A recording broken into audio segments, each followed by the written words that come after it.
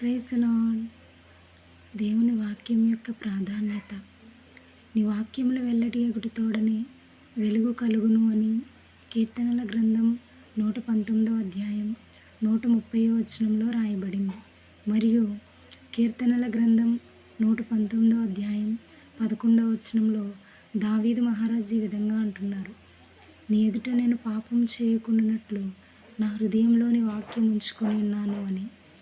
కీర్తనల గ్రంథం 119వ అధ్యాయం 50వ వచనంలో ఈ విధంగా వ్రాయబడింది: నీ వాక్యము నన్ను బ్రతికించి ఉన్నది, నా బాధలో ఇదే నాకు నెమ్మది కలిగించుచున్నది అని.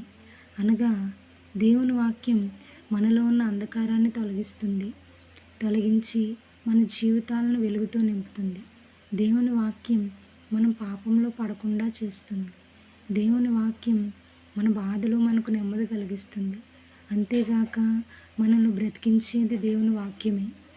కాబట్టి ప్రతిదినము దేవుని వాక్యాన్ని ధ్యానిద్దాము.